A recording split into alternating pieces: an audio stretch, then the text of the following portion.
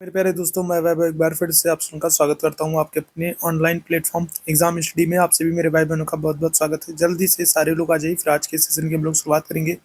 GK GS के कुछ बहुत ही महत्वपूर्ण प्रश्नों को हम लोग डिस्कस करने वाले हैं, जो कि आपके एग्जाम के लिए काफी इंपॉर्टेंट हो सकते हैं। जितने मेरे भाई बहन जुड़ते चल रहे हैं, सभी लोगों से निवेदन है कि जल्दी से सारे लोग आ जाइए और सभी लोग सेशन को एक बार लाइक कर दिएगा, शेयर कर दिएगा, चैनल पर पहली बार होंगे सब्सक्राइब कर लिएगा।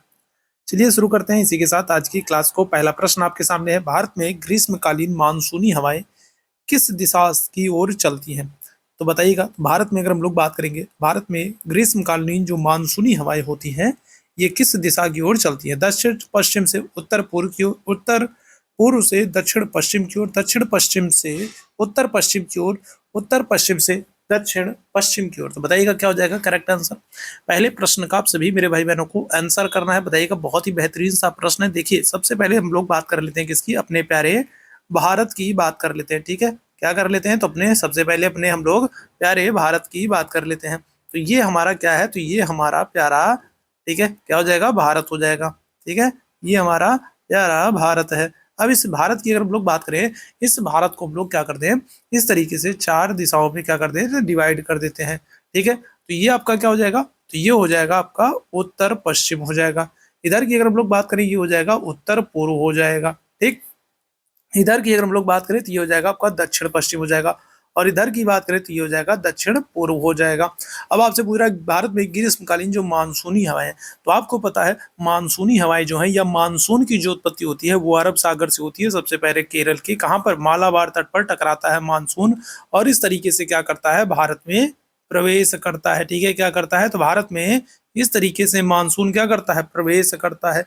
तो क्या आंसर कर दोगे, किस दिशा से किस दिशा की ओर मानसून चलता है, तो दक्षिण पश्चिम से उत्तर पूर्व की तरफ। कहां पर आपको दिख रहा है, दक्षिण पश्चिम से अगर हम लोग बात करेंगे तो उत्तर पूर्व की तरफ आपको कहां पर दिखेगा, तो ऑप्शन संख्या हो जाएगा ए।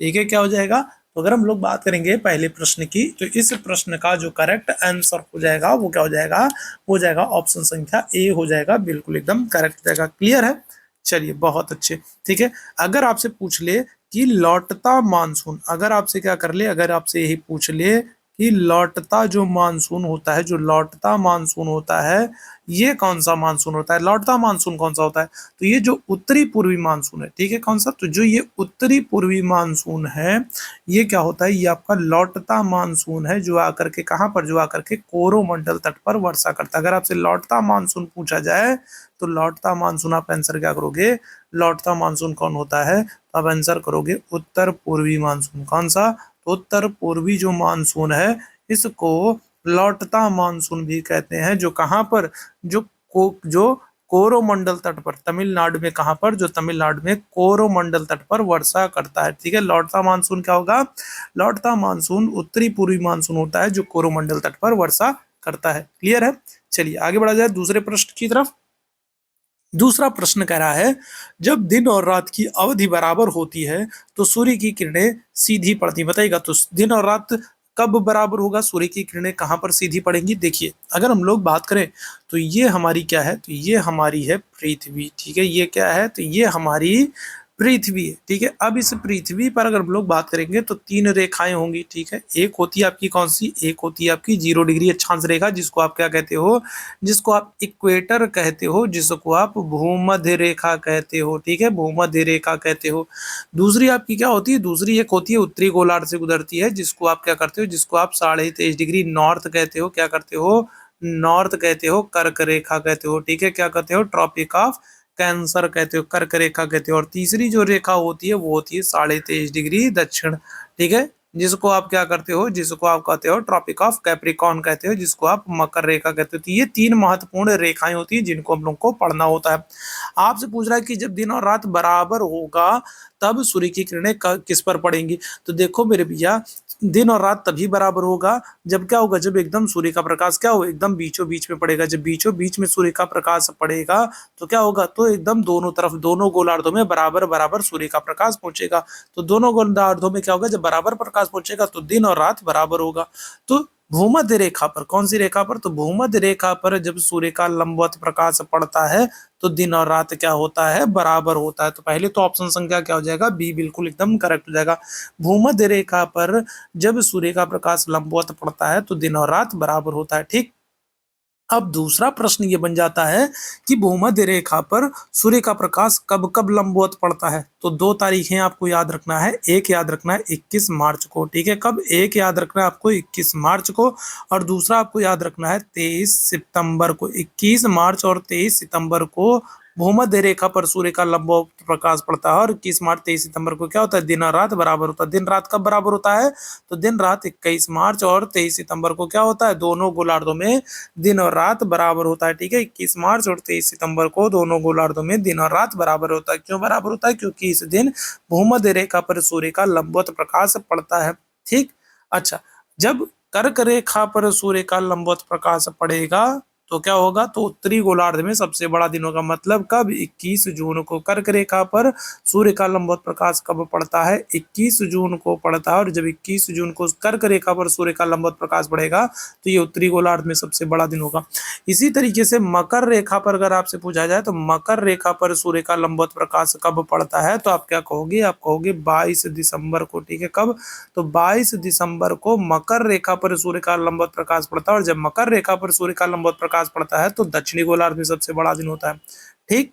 अच्छा, अब एक बात और याद रखिएगा, 21 मार्च को जब भूमध्य रेखा पर सूर्य का लंबवत प्रकाश पड़ता है तो उसको कहते हैं बसंत विषुव। ठीक है, उसको क्या कहते हैं? उसको कहते हैं बसंत विषुव। 21 मार्च को जब सूर्य का लंबवत प्रकाश भूमध्य रेखा पर पड़ता है तो उसको कहते हैं बसंत विषुव। ठीक है, और 23 सितंबर, ठीक है क्या, 23 सितंबर को जब भूमध्य रेखा पर सूर्य का लंबवत प्रकाश पड़ता है तो उसको क्या कहते हैं? उसको कहते हैं शरद विषुव। ठीक है, उसको क्या कहते हैं? उसको कहते हैं शरद विषुव। ठीक है, क्या करते हैं? 23 सितंबर को भूमध्य रेखा पर जब सूर्य का लंबवत प्रकाश पड़ता है तो उसको क्या कहते हैं? शरद विषुव कहते हैं। ऑप्शन संख्या क्या हो जाएगा? ऑप्शन संख्या ए बिल्कुल एकदम करेक्ट हो जाएगा। ठीक है, क्या हो जाएगा? तो ऑप्शन संख्या ए बिल्कुल एकदम करेक्ट हो जाएगा। ठीक। चलिए आगे बढ़ेंगे अगले प्रश्न की तरफ। सरदार सरोवर बांध कौन सी नदी पर है? चलिए जल्दी से बताइएगा क्या हो जाएगा इस प्रश्न का आंसर। जहां जहां से मैं क्वेश्चंस करा रहा हूं इन सारी जगहों से आपके एग्जाम में प्रश्न बनते हैं। जिस जिस टॉपिक से प्रश्न बनते हैं उस टॉपिक से मैंने क्वेश्चंस को शामिल करने का प्रयास किया है। ठीक है, तो जितने लोग जुड़ते चल रहे हैं, जितने लोगों ने सेशन को लाइक शेयर नहीं किया तो एक बार शेयर जरूर कर दो ताकि बाकी लोगों तक भी ये सेशन पहुंच सके। और जो लोग पहली बार हैं वो लोग चैनल को सब्सक्राइब जरूर कर लिए ताकि जब भी हम लोग लाइव आते हैं तो इसकी नोटिफिकेशन आपको जरूर से जरूर मिल जाया करें। तो बताइए क्या हो जाएगा? कावेरी नदी, कृष्णा नदी, महानदी, नर्मदा नदी। क्या हो जाएगा? सरदार सरोवर बांध। कावेरी नदी पर अगर हम लोग बात करेंगे तो कावेरी नदी पर आपको मेट्टूर बांध देखने को मिलेगा। कौन सा? तो मेट्टूर बांध आपको कावेरी नदी पर देखने को मिलेगा। इसके अलावा अगर हम लोग बात करें तो कृष्णराज सागर बांध आपको भी देखने को मिलेगा। कौन सा? तो कृष्णराज सागर बांध। कृष्णराज सागर बांध आपको कावेरी नदी पर देखने को मिलेगा। कृष्णराज सागर बांध, मेट्टूर बांध और शिव समुद्रम बांध। ठीक है, कौन सा? तो शिव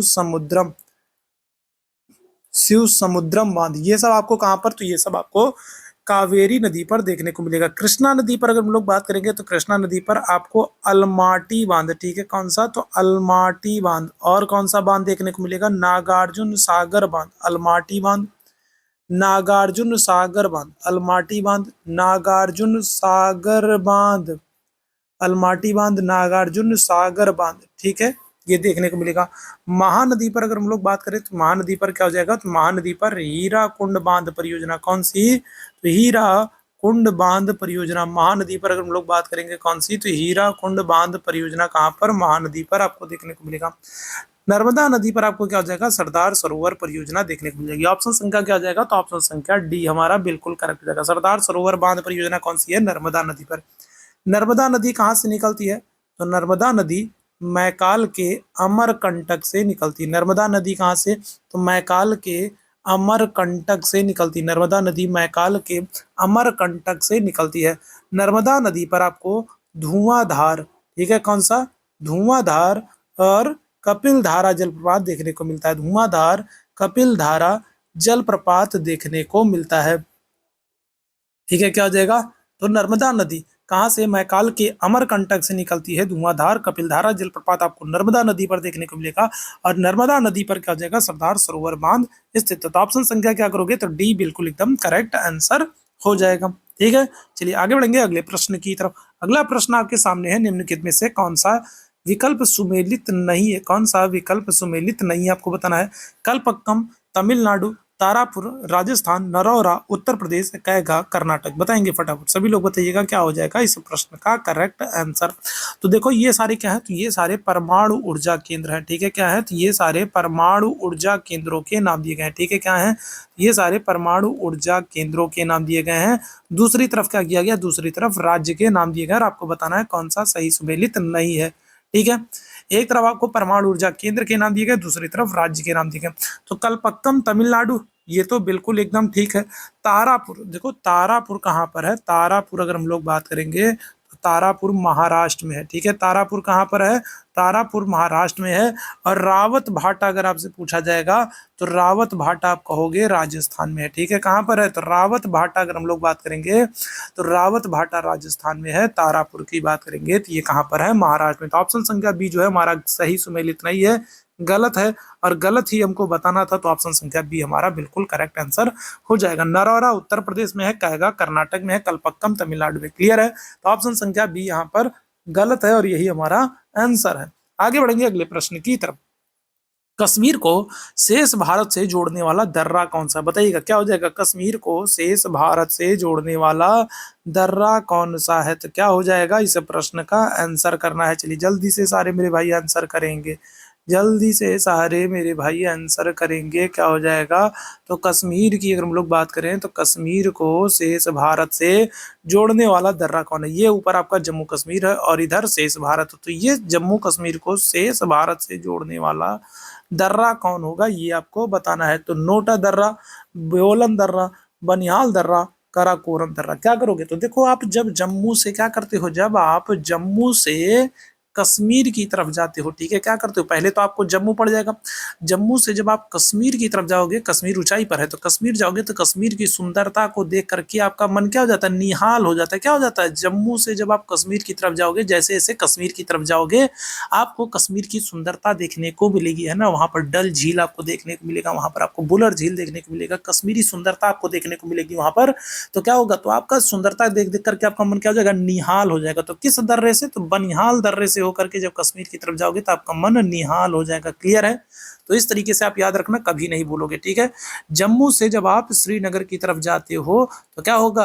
तो जम्मू से चाहे श्रीनगर कहिए चाहे कश्मीर कहिए, ठीक है, तो जम्मू से कश्मीर की तरफ या फिर श्रीनगर की तरफ जब आप जाते हैं तो वहां की सुंदरता को देख करके आपका मन निहाल हो जाता है।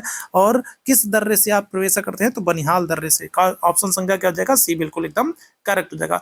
वैसे अगर हम लोग बात करें तो जम्मू में आपको 5 दर्रे देखने को मिलेंगे। कौन कौन से? तो बनिहाल दर्रा है, ठीक है, कौन कौन से दर्रे हैं ये आप लोग याद रखेंगे। बनिहाल दर्रा है, करा कोरम दर्रा है, ठीक है, कौन सा? तो करा कोरम दर्रा है, पीर पंजाल दर्रा है, ठीक है, कौन सा? पीर पंजाल दर्रा है।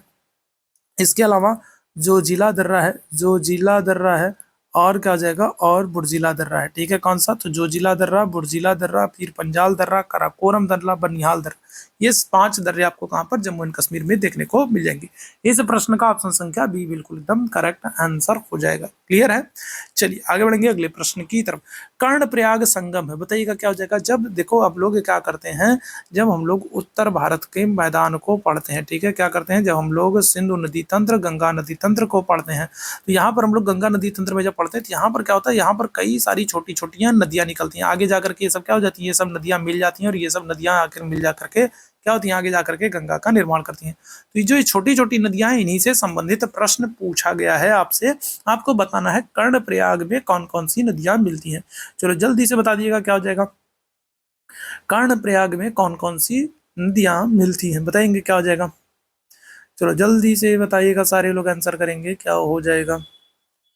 ठीक है, तो अगर हम लोग बात करेंगे तो देखो भागीरथी और अलकनंदा जो है ये कहाँ पर मिलती है, भागीरथी और अलकनंदा अगर हम लोग बात करेंगे ये तो देवप्रयाग में मिलती हैं, और ये भी बहुत इंपॉर्टेंट है, याद रखिएगा, ठीक है। ये भी आपसे पूछा जाता है कि देवप्रयाग में कौन कौन सी नदियां मिलती हैं, तो अलकनंदा और भागीरथी तो देवप्रयाग में मिलती हैं, ठीक है। कर्णप्रयाग में क्या होता है, कर्णप्रयाग में अलकनंदा और पिंडार नदी मिलती है, ठीक है। कौन सी, अलकनंदा और पिंडार नदी जो है, ऑप्शन संख्या डी जो है ये हमारा बिल्कुल करेक्ट हो जाएगा। कर्णप्रयाग में अलकनंदा और पिंडार नदी मिलती है, ठीक है। अगर हम लोग रुद्रप्रयाग की बात करें तो रुद्रप्रयाग भी आपसे बहुत पूछा जाता है। रुद्रप्रयाग में क्या होता है, तो रुद्रप्रयाग में अलकनंदा और मंदाकिनी नदी मिलती है। कौन सी, अलकनंदा और मंदाकिनी नदी, अलकनंदा और मंदाकिनी नदी कहाँ पर मिलती है, तो अलकनंदा और मंदाकिनी नदी आपको रुद्रप्रयाग में मिलती है। अलकनंदा और भागीरथी कहाँ पर मिलती है, देवप्रयाग में मिलती है। अलकनंदा और पिंडार नदी कहाँ पर मिलती है, कर्णप्रयाग में मिलती है। क्लियर है मेरे भैया।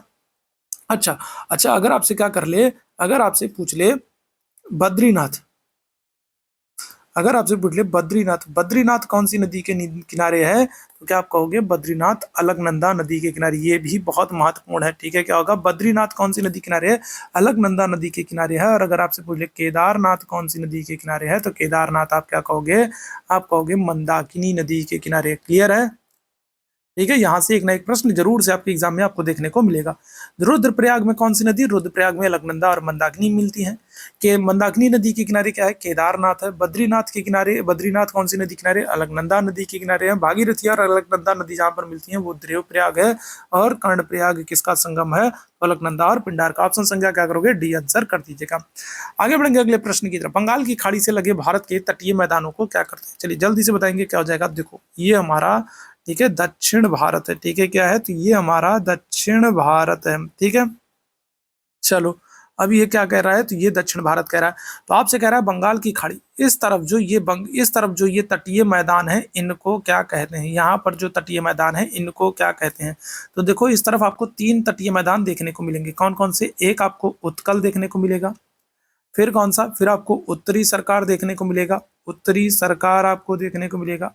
और क्या हो जाएगा, और कोरोमंडल देखने को मिलेगा, ठीक है। क्या हो जाएगा, तो कोरोमंडल। तो 3 तटीय मैदान आपको इस तरफ देखने को मिलेंगे, उत्कल, उत्तरी सरकार और कोरोमंडल। अब देख लो क्या हो रहा है, तो कोरोमंडल और उत्तरी सरकार आपको पहले ही ऑप्शन में दिख रहा है, तो यही आपका ऑप्शन संख्या ये बिल्कुल करेक्ट हो जाएगा। क्या हो जाएगा, बाकी आपको पढ़ने की जरूरत ही नहीं है। इसी तरीके से अगर इधर हम लोग बात करें, तो इधर भी आपको 3 मंडल देखने को मिलेंगे। कौन कौन से, पहला आपको कोंकण देखने को मिलेगा। कौन सा, पहला आपको कोंकण देखने को मिलेगा। दूसरा आपको जो देखने को मिलेगा वो कन्नड़ देखने को मिलेगा। कौन सा, दूसरा आपको कन्नड़ देखने को मिलेगा। और तीसरा आपको जो देखने को मिलेगा वो मालाबार देखने को मिलेगा। कौन सा, तो मालाबार देखने को मिलेगा। तो यहाँ पर देखो मालाबार दे रहा, मालाबार तो कौन से, पश्चिमी तट का है। यहाँ पर आपको कोंकण दे रहा है, ये पश्चिमी तट का है। यहाँ पर आपको कन्नड़ दे रहा है, ये क्या है, पश्चिमी तट का है। आपको बंगाल की खाड़ी मतलब पूर्वी तट का पूछ रहा है, तो पूर्वी तट के मैदान कौन हो जाएंगे, कोरोमंडल और उत्तरी सरकार हो जाएंगे। ऑप्शन संख्या क्या कर दोगे, तो ए बिल्कुल करेक्ट आंसर कर दीजिएगा। ऐसे ही प्रश्न आपके एग्जाम में पूछे जाएंगे, तो ऐसे प्रश्नों के लिए बिल्कुल तैयार रहिएगा। आगे बढ़ेंगे अगले प्रश्न की तरफ। भारत में प्रथम सूती कपड़ा मिल कब स्थापित हुई, बताइएगा। बहुत इंपॉर्टेंट है, बहुत इंपॉर्टेंट है प्रश्न है, बहुत बार दोहराया गया। जल्दी से बताएंगे क्या हो जाएगा, तो जल्दी से सारे मेरे भाई आंसर करेंगे। भारत में पहली सूती कपड़ा मिल कब स्थापित की गई। और एक बार सेशन को आप लोग शेयर कर दीजिए, आप लोग शेयर नहीं करते हो, एक बार आप लोग शेयर कर दिया करिए ताकि बाकी साथी जो नहीं जुड़े हैं तो उन लोगों तक भी ये सेशन पहुंच सके। अगर आपको सेशन इंपॉर्टेंट लग रहा है, सेशन आपको महत्वपूर्ण लग रहा है, आपको यूजफुल लग रहा है, तो सेशन को शेयर जरूर किया कीजिए। भारत में पहली सूती कपड़ा मिल कब स्थापित हुई है, सूरत में 1700 में, मुर्शिदाबाद में 1765 में, अहमदाबाद में 1919 में, या फिर बंबई में 1854 में। तो क्या आंसर कर देंगे, तो करेक्ट आंसर हम लोग करेंगे बंबई में 1854 में, ठीक है। भारत में जो पहली सूती कपड़ा मिल लग रही है वो कब लग रही है, 1854 में, 1854 में। कहाँ पर, तो बंबई में लग रही है। ऑप्शन संख्या क्या हो जाएगा, तो ऑप्शन संख्या डी में हमारा बिल्कुल एकदम करेक्ट आंसर हो जाएगा। क्लियर है, आगे बढ़ेंगे अगले प्रश्न की तरफ। भारत के किस राज्य में ग्रीष्म ऋतु में सामान्यतः काल वैसाखी हवाएं चलती है, बताइएगा क्या हो जाएगा इस प्रश्न का आंसर। भारत के किस राज्य में गर्मियों में काल बैसाखी हवा, ये हम आपसे पूछा गया, बताइएगा। तो काल बैसाखी हवा गर्मियों के समय में भारत के किस राज्य में चलती है, तो पश्चिम बंगाल, असम, उड़ीसा या फिर बिहार। क्या आंसर करिएगा, चलिए जल्दी से सारे मेरे भाई आंसर करेंगे।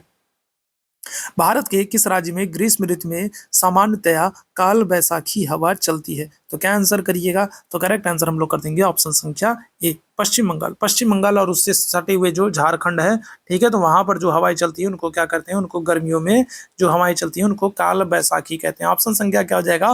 तो ऑप्शन संख्या ए बिल्कुल करेक्ट हो जाएगा। उत्तर प्रदेश बिहार में जो गर्म हवाएं चलती हैं उनको क्या कहते हैं? तो उत्तर प्रदेश बिहार में जो हवाएं गर्म हवाएं चलती हैं उनको लू कहते हैं, ठीक है, क्या करते हैं? उनको लू कहते हैं। क्या कहते हैं?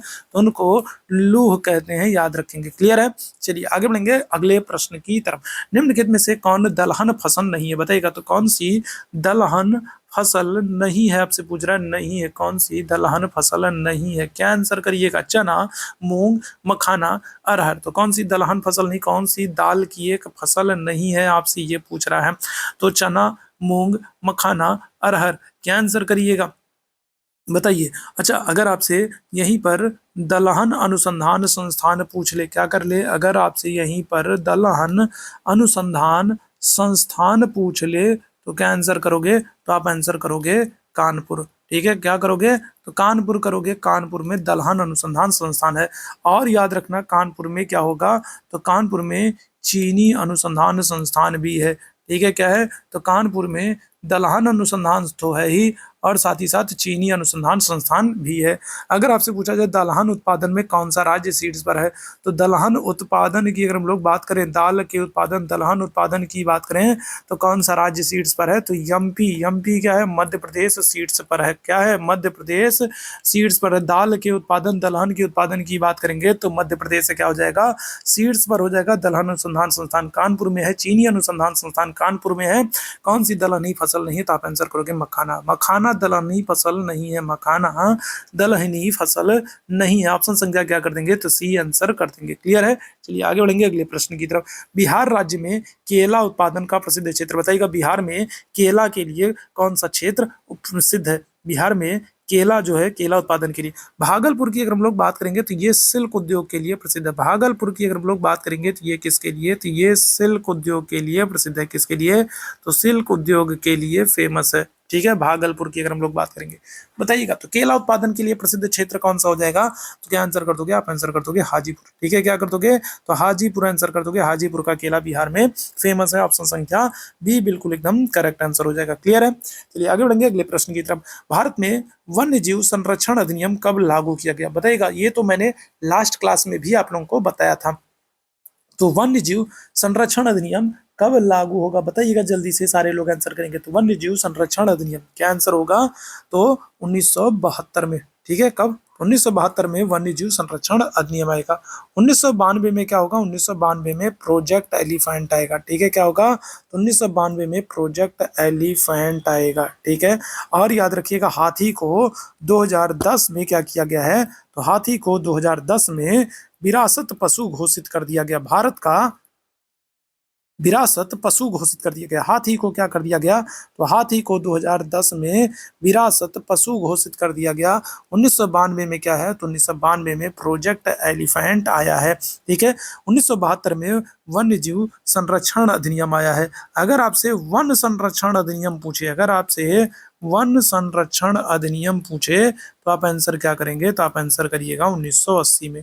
वन संरक्षण अधिनियम कब आ रहा है? तो 1980 में आ रहा है। अगर आपसे प्रोजेक्ट टाइगर पूछा जाए कि प्रोजेक्ट टाइगर कब आया, तो प्रोजेक्ट टाइगर आप क्या करोगे? तो प्रोजेक्ट टाइगर आप करोगे 1973 में आया। अगर आपसे पर्यावरण संरक्षण अधिनियम पूछे, पर्यावरण संरक्षण अधिनियम पूछे तो क्या आंसर करोगे? तो आंसर करोगे 1986। क्या करोगे? 1986, 1986। अगर आपसे जैव विविधता अधिनियम पूछ ले, क्या कर ले? अगर आपसे जैव विविधता अधिनियम पूछ ले तो क्या आंसर करिएगा? तो आंसर करेंगे आप 2002 में, ठीक है। तो यहाँ से प्रश्न बनता ही बनता है, बहुत ही महत्वपूर्ण है, इसलिए बार बार इन प्रश्नों को मैं रिवाइज कराता हूँ, ठीक है। चलिए आगे बढ़ेंगे अगले प्रश्न की तरफ। नेपाल की सीमा से भारत के किस राज्य की सीमा मिलती है? बताइएगा। नेपाल के साथ सीमा कौन सा राज्य बनाता है? बताइएगा। भारत का कौन सा राज्य है जो नेपाल के साथ सीमा बनाता है? नेपाल।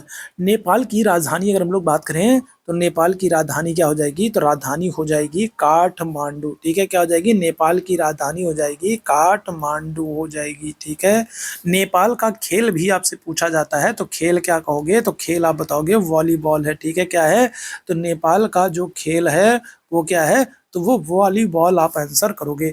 नेपाल की संसद का नाम पूछा जाता है, तो संसद का नाम आप क्या बताओगे, तो आप बताओगे राष्ट्रीय पंचायत। क्या है, नेपाल की संसद का नाम है, क्या है, तो नेपाल की संसद का नाम है राष्ट्रीय पंचायत। ये सारे प्रश्न नेपाल से पूछे जाते हैं। राजधानी काठमांडू, खेल वॉलीबॉल, संसद, राष्ट्रीय पंचायत। नेपाल 5 राज्यों के साथ, कितने राज्यों के साथ, तो 5 राज्यों के साथ नेपाल क्या करता है, सीमा बनाता है। कौन कौन से राज्य हैं, तो देखिए उत्तर प्रदेश है, इसके अलावा अगर हम लोग बात करें बिहार है, पश्चिम बंगाल है। ठीक है, बिहार है, पश्चिम बंगाल है, और क्या होगा, उत्तराखंड है, उत्तराखंड है, और सिक्किम है। तो ये 5 राज्य हैं जिनके साथ नेपाल क्या करता है, सीमा बनाता है। उत्तराखंड, उत्तर प्रदेश, बिहार, पश्चिम बंगाल और सिक्किम। तो किसके साथ सीमा बना रहा है, तो आंसर कर दोगे आप सिक्किम। नेपाल किसके साथ, तो नेपाल सिक्किम के साथ सीमा बना रहा है। ऑप्शन संख्या सी बिल्कुल करेक्ट हो जाएगा। क्लियर है, चलिए आगे बढ़ेंगे अगले प्रश्न की तरफ। निम्नलिखित में से कौन सी व्यापारिक फसल नहीं है, आपसे पूछ रहा है, नहीं है, नहीं है, नहीं है, बताइएगा कौन सी व्यापारिक फसल नहीं है। मखाना, मक्का, जूट, कपास, बताएंगे कौन सी व्यापारिक फसल नहीं है। चलिए फटाफट सभी लोग आंसर करेंगे, सभी मेरे भाई बहन जल्दी से आंसर करेंगे। बताइएगा क्या हो जाएगा इस प्रश्न का करेक्ट आंसर, कौन सा व्यापारिक फसल नहीं है, आपसे ये पूछा जा रहा है। बहुत ही अच्छा सा प्रश्न है, क्या हो जाएगा, कौन सी व्यापारिक फसल नहीं है, तो आप आंसर क्या कर दोगे, तो आप आंसर क्या करिएगा, मक्का आंसर करेंगे। क्या आंसर करेंगे, आप आंसर करोगे मक्का। मक्का जो है ये व्यापारिक फसल नहीं, मखाना, जूट, कपास ये सब क्या है, तो ये सब व्यापारिक फसल है, लेकिन मक्का जो है ये व्यापारिक फसल नहीं। ऑप्शन संख्या बी बिल्कुल एकदम करेक्ट हो जाएगा। मक्का जो है वो खाद्यान्नी फसल है, व्यापारिक फसल नहीं है। क्लियर है, चलिए आगे बढ़ेंगे अगले प्रश्न की तरफ। भारत को कुल कितने डाक क्षेत्रों में विभाजित किया गया है, पूछा गया प्रश्न है। बताएंगे भारत को कुल कितने डाक क्षेत्रों में विभाजित किया गया, ये अपना प्यारा भारत है।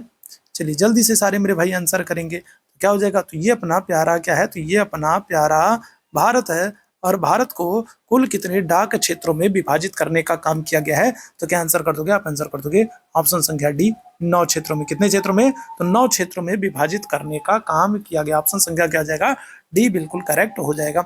आगे बढ़ेंगे अगले प्रश्न की तरफ। द्वितीय पंचवर्षीय योजना में स्थापित इस राज्य की प्रमुख औद्योगिक नगरी, बताइएगा दूसरी पंचवर्षीय योजना के दौरान किस प्रमुख औद्योगिक नगरी को स्थापित किया गया। बताइएगा क्या हो जाएगा, द्वितीय पंचवर्षीय योजना के दौरान। दूसरी पंचवर्षीय योजना जो है इसका समय क्या है, तो इसका समय है 1956 से लेकर के 1961 का द्वितीय पंचवर्षीय योजना का समय है। और ये द्वितीय पंचवर्षीय योजना पीसी महालनोबिस मॉडल पर आधारित है। कौन सी, तो पीसी महालनोबिस मॉडल पर आधारित है। पीसी महालनोबिस मॉडल पर, पीसी महालनोबिस मॉडल पर क्या है, तो आधारित है द्वितीय पंचवर्षीय योजना। पीसी महालनोबिस मॉडल पर आधारित है द्वितीय पंचवर्षीय योजना। और इस पंचवर्षीय योजना में क्या किया, उद्योगों के विकास पर जोर दिया गया। किसे के, उद्योगों के विकास पर जोर दिया गया, उद्योगों के विकास पर जोर दिया गया।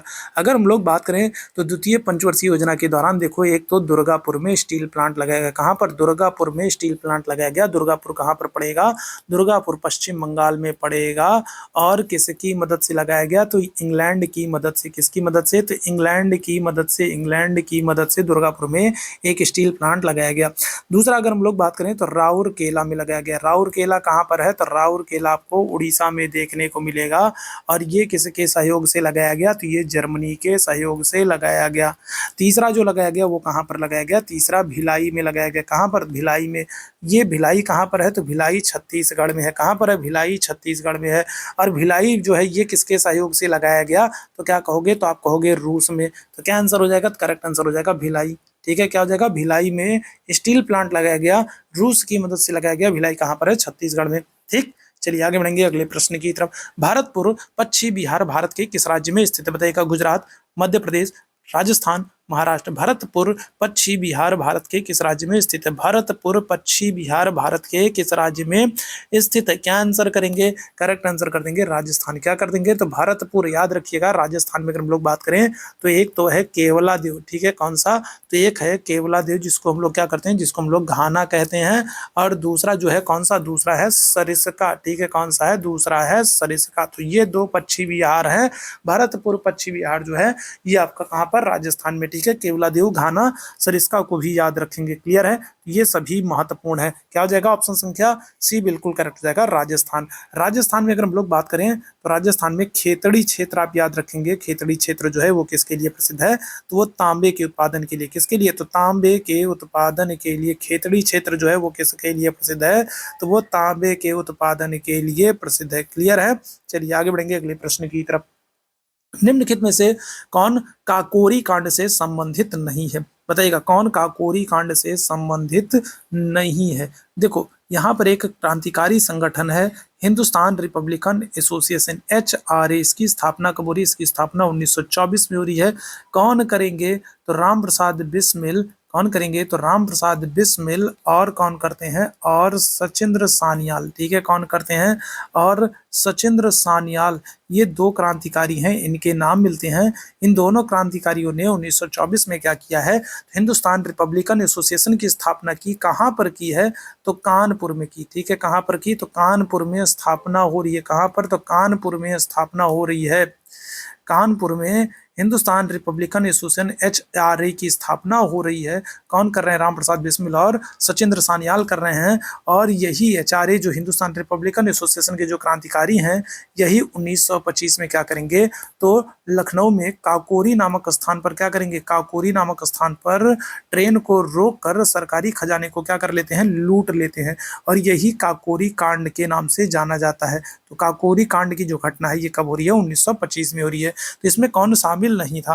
तो इसमें देखो अशफाक उल्ला खां भी शामिल थे, राम प्रसाद बिस्मिल भी शामिल थे, राजेंद्र लाहिड़ी भी शामिल थे। अशफाक उल्ला खां पकड़े जाते हैं और इनको क्या हो जाएगा? इनको फैजाबाद जेल में फांसी हो जाएगी। क्या हो जाएगा? फैजाबाद जेल में इनको फांसी दे दी जाएगी, याद रखेंगे। राम प्रसाद बिस्मिल पकड़े जाएंगे और इनको कहाँ पर? तो इनको गोरखपुर जेल में। कहाँ पर? तो इनको गोरखपुर जेल में क्या हो जाएगा? तो इनको गोरखपुर जेल में फांसी हो जाएगी। राजेंद्र लाहिड़ी पकड़े जाएंगे, इनको क्या हो जाएगा? इनको गोंडा जेल में फांसी दी जाएगी। क्या हो जाएगा? तो इनको गोंडा जेल में फांसी दे दी जाएगी। तो जो नहीं संबंधित थे वो कौन थे? वो भगत सिंह थे। भगत सिंह याद रखेंगे आप। Bhagat Singh Hindustan socialist republican association से संबंधित है, HRA से संबंधित नहीं थे, वो HSRA से संबंधित थे। Bhagat Singh Hindustan socialist republican association से संबंधित है, जिसकी स्थापना कब हो रही है? जिसकी स्थापना 1928 में हो रही है। Bhagat Singh Hindustan socialist republican association से संबंधित है, जिसकी स्थापना 1928 में हो रही है। और काकोरी कांड से कौन संबंधित है? काकोरी कांड से HRA हिंदुस्तान रिपब्लिकन एसोसिएशन वाले संबंधित थे, इसमें भगत सिंह नहीं थे। तो ऑप्शन संख्या क्या हो जाएगा? ए बिल्कुल करेक्ट हो जाएगा। आगे बढ़ेंगे अगले प्रश्न की तरफ। आजाद हिंद फौज के सैनिकों पर चले मुकदमे की पैरवी करने वाले दल की अध्यक्षता किसने की? बताइएगा क्या हो जाएगा? तो आजाद हिंद फौज जो है, तो आजाद हिंद फौज के जो सैनिक हैं वो द्वितीय विश्व युद्ध के बाद क्या कर लिए गए थे? पकड़ लिए गए थे। तो उनको बचाने के लिए उनकी अध्यक्षता, उनके वकीलों की एक कमेटी गठित होती है। और उस कमेटी की अध्यक्षता किसने की थी? भूला भाई देसाई, जवाहरलाल नेहरू, मोहम्मद अली जिन्ना या फिर CR दास। तो क्या हो जाएगा? तो आजाद हिंद फौज के सैनिकों पर चले मुकदमे की पैरवी करने वाले दल की अध्यक्षता किसने की है? तो आंसर कर दोगे किसको? आप आंसर कर दोगे भूला भाई देसाई को। किसको? भूला भाई देसाई को आंसर कर दोगे। ऑप्शन संख्या क्या हो जाएगा? ए बिल्कुल करेक्ट हो जाएगा, भूला भाई देसाई। क्लियर है? चलो आगे बढ़ेंगे अगले प्रश्न की तरफ। भारतीय राष्ट्रीय कांग्रेस की पहली महिला अध्यक्ष कौन है? पहली महिला अध्यक्ष आपसे पूछ रहा है। फर्स्ट जो है आपसे क्या कर रहा है? फर्स्ट वुमेन है ना, प्रेसिडेंट पूछ रहा है, भारतीय नहीं पूछ रहा है, पहली महिला अध्यक्ष पूछ रहा है। तो बताइएगा क्या हो जाएगा? पहली महिला अध्यक्ष कौन हो जाएंगी? क्या आंसर कर दोगे? तो सुचेता कृपलानी, राजकुमारी अमृता कौर, नलिनी सेनगुप्ता या फिर एनी बेसेंट। तो राइट आंसर हो जाएगा आपका एनी बेसेंट। एनी बेसेंट ने किया है कब? 1917 के कलकत्ता अधिवेशन में। कब? 1917 के कलकत्ता अधिवेशन में क्या हो रहा है? एनी बेसेंट अध्यक्षता कर रही हैं। अध्यक्षता करने वाली पहली महिला बन जा रही है। अगर यही आपसे क्या कर ले, पहली भारतीय महिला अध्यक्ष पूछ ले, फर्स्ट इंडियन वुमेन प्रेसिडेंट अगर आपसे पूछ ले, पहली भारतीय महिला अध्यक्ष पूछ ले, तो क्या आंसर करोगे? तो प्रथम भारतीय महिला अध्यक्ष जो हो जाएंगी वो हो जाएंगी कौन? सरोजनी नायडू हो जाएंगी। कौन हो जाएंगी? सरोजनी नायडू हो जाएंगी। ठीक है, कौन हो जाएंगी? सरोजनी नायडू हो जाएंगी। इन्होंने कब अध्यक्षता की है? तो इन्होंने 1925 कानपुर अधिवेशन की अध्यक्षता की। 1925 कौन से? तो कानपुर अधिवेशन की अध्यक्षता की है। ठीक है। अच्छा, एक प्रश्न आपके लिए होमवर्क है, एक प्रश्न आपके लिए होमवर्क है। आपको कमेंट बॉक्स में मुझे बताना है कि कांग्रेस के किस अधिवेशन की अध्यक्षता नलिनी सेन गुप्ता ने की थी। कांग्रेस की किस अधिवेशन की अध्यक्षता नलिनी सेन गुप्ता ने की थी। ठीक है, क्या होगा? आपको बताना है कांग्रेस के किस अधिवेशन की अध्यक्षता नलिनी सेन गुप्ता ने किया है, ये आपको कमेंट बॉक्स में मुझे बताना है। ठीक है, चलिए आगे बढ़ेंगे अगले प्रश्न की तरफ। कौन सा सही सुमेलित नहीं है? एक तरफ गवर्नर जनरल के नाम दिए गए हैं और दूसरी तरफ उनसे संबंधित कार्य दिए गए हैं। आपको बताना है कौन सा सही सुमेलित है, बताना है कौन सा सही सुमेलित है, ये बताना है कौन सा सही सुमेलित, आपको ये बताना है। एक तरफ गवर्नर जनरल के नाम दिए गए हैं, दूसरी तरफ उनके कार्य दिए गए हैं, तो क्या हो जाएगा? तो लॉर्ड कॉर्नवालिस अस्थायी बंदोबस्त, तो यही सही है, पहला ही सही है, तो बाकी हमको देखने की जरूरत नहीं। लॉर्ड कॉर्नवालिस जो है अस्थायी व्यवस्था बंदोबस्त व्यवस्था के जनक माने जाते हैं। विलियम बेंटिक विलय नीति नहीं मेरे भाई, विलय नीति की अगर हम लोग बात करेंगे, डॉक्ट्रिन ऑफ लैप्स, विलय नीति की अगर हम लोग बात करेंगे तो इसके लिए कौन? इसके लिए डलहौजी जाना जाता है ना? कौन जाना जाता है? डलहौजी जाना जाता है। तो ये तो क्या हो जाएगा? तो ये तो गलत हो जाएगा। कैनिंग की अगर हम लोग बात करेंगे तो कैनिंग के समय में क्या हो रहा है? तो कैनिंग के समय में अगर हम लोग बात करें तो सती प्रथा का अंत कौन करेंगे? सती प्रथा का अंत तो विलियम बेंटिक करेंगे। सती प्रथा का अंत कौन करेंगे? विलियम बेंटिक करेंगे। कैनिंग के समय तो 1857 की क्रांति हो रही है। डलहौजी सहायक संधि नहीं, सहायक संधि के लिए अगर आपसे पूछा जाएगा तो सहायक संधि के लिए कौन जाने जाते हैं? तो सहायक संधि के लिए वेलेजली जाने जाएंगे। कौन होंगे? सहायक संधि के लिए वेलेजली जाने जाते हैं, याद रखेंगे। ठीक है, तो यहाँ पर क्या हो जाएगा? कौन सा सही सुमेलित है? तो ऑप्शन संख्या ये बिल्कुल करेक्ट है, यही सही सुमेलित है। कॉर्नवालिस अस्थायी बंदोबस्त व्यवस्था के लिए जाने जाते हैं, ऑप्शन संख्या ये बिल्कुल करेक्ट हो जाएगा। ठीक, चलो आगे बढ़ेगा अगले प्रश्न का। निम्नलिखित में से प्रथम भारतीय समाचार पत्र था, बताइएगा भारत में। अच्छा, अगर आपसे क्या कर ले, अगर आपसे पहला समाचार पत्र पूछे, अगर आपसे क्या कर ले, पहला समाचार पत्र पूछे, तो पहला समाचार पत्र आप क्या करोगे? तो पहला समाचार पत्र आपसे अगर पूछा जाए भारत का पहला समाचार पत्र, तो आप कहोगे बंगाल गजट। ठीक है, क्या करोगे? तो आप कहोगे बंगाल गजट। और इसके संपादक कौन थे? तो इसके संपादक थे जेम्स ऑगस्टस हिक्की। कौन थे? तो जेम्स ऑगस्टस हिक्की। भारत में जो पहला समाचार पत्र था उसके संपादक कौन थे? जेम्स ऑगस्टस हिक्की थे। ठीक है, नाम क्या था? बंगाल गजट। ठीक, अगर आपसे पहला भारतीय समाचार पत्र पूछा जाए तो इसका भी आंसर क्या होगा? तो इसका भी आंसर होगा बंगाल गजट। ठीक है, और इसके जो संपादक थे वो कौन थे? तो वो थे गंगाधर भट्टाचार्य। ठीक है, कौन थे? तो गंगाधर भट्टाचार्य। ठीक है, कौन थे? गंगाधर भट्टाचार्य जो हैं, तो ये पहले भारतीय समाचार पत्र के संपादक है। अगर आपसे क्या कर ले, अगर आपसे पूछा जाए हिंदी भाषा का पहला, अगर आपसे हिंदी भाषा का पहला समाचार पत्र पूछा जाए तब आप आंसर क्या करोगे? तो आप आंसर कर दोगे उदंड मार्तंड कर दोगे। ठीक है, क्या कर दोगे? तो उदंड मार्तंड कर दोगे। और इसके संपादक कौन है? इसके संपादक हैं जुगल किशोर। तो ये तीनों याद रखेंगे आप, बहुत महत्वपूर्ण है। देखो, अंग्रेजी भाषा का समाचार पहला समाचार पत्र पूछा जाए बंगाल गजट, संपादक हैं जेम्स ऑगस्टस हिक्की।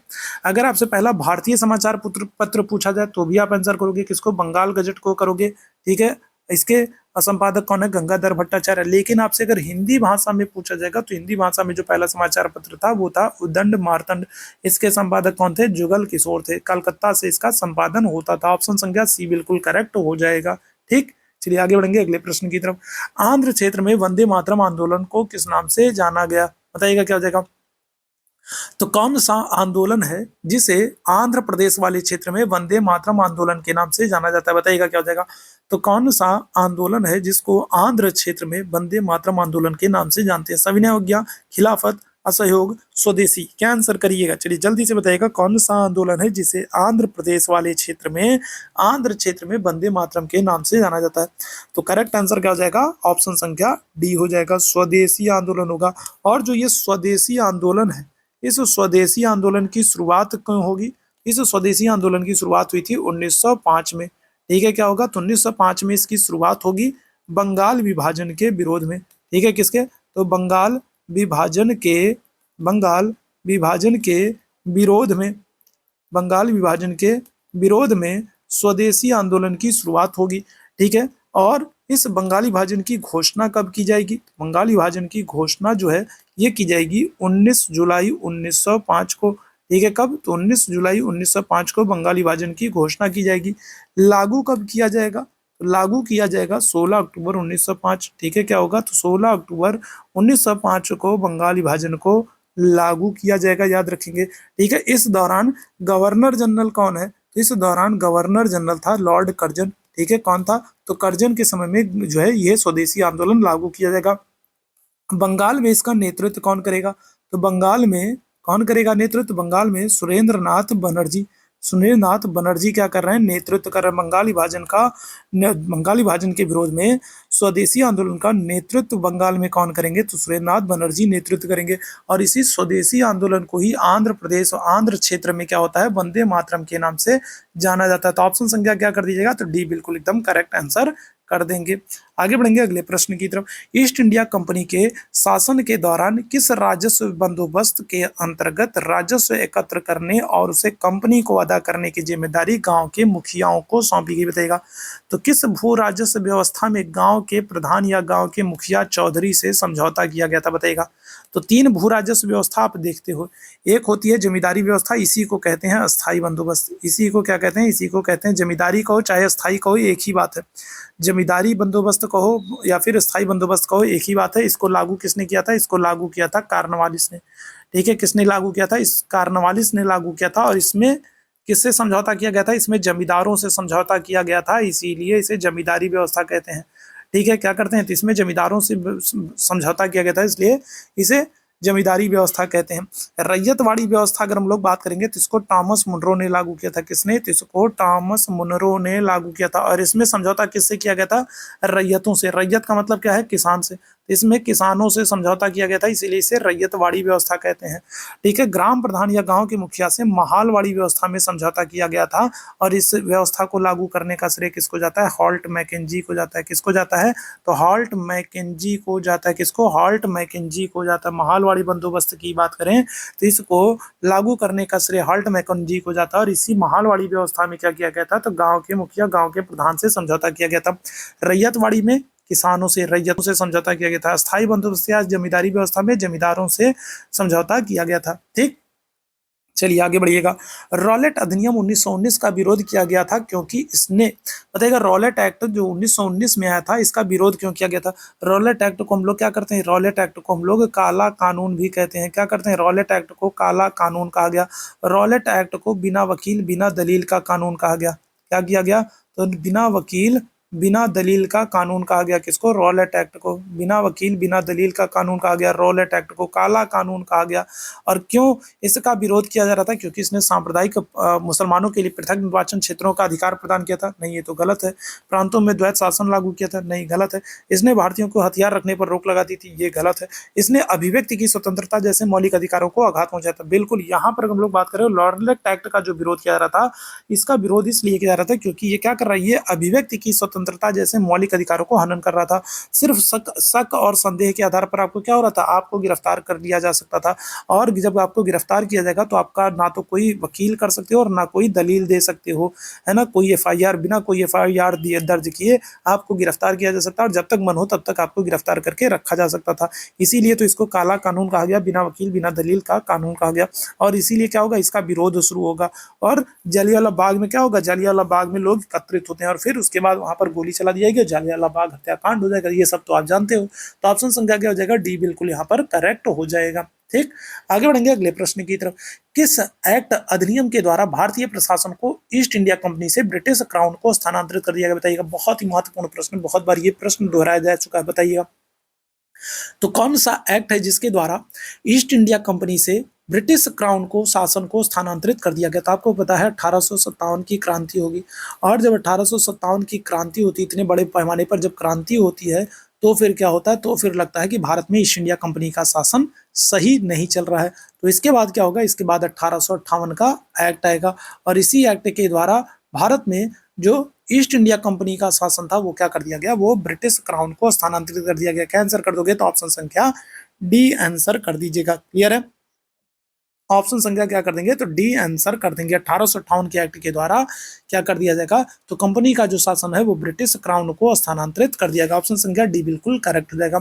आगे बढ़ेंगे अगले प्रश्न की तरफ। अगला प्रश्न आपके सामने है, सूची 1 को सूची 2 से सुमेलित करना है। एक तरफ आपको लेखकों के नाम दिए गए, दूसरी तरफ उनकी पुस्तकों के नाम दिए गए। सुरेंद्र नाथ बनर्जी, दादा भाई नौरोजी, सुभाष चंद्र बोस, महात्मा गांधी। तो बताइएगा क्या हो जाएगा, सूची 1 को सूची 2 से सुमेलित करना है। जितने मेरे भाई बहनों ने अभी तक सेशन को शेयर नहीं किया, एक बार आप लोगों से निवेदन करूंगा कि सेशन को एक बार आप सभी लोग अपने अपने स्तर पर शेयर कर दीजिए, है ना। बाकी साथी जो नहीं जुड़ पाए तो उन लोगों तक ये सेशन को पहुंचा दीजिए, उन लोगों तक सेशन पहुंच सके। तो एक बार सेशन को आप सभी लोग शेयर कर दीजिए और लास्ट में मुझे कमेंट बॉक्स में जरूर बताइएगा कि आज का सेशन आप लोगों को कैसा लगा।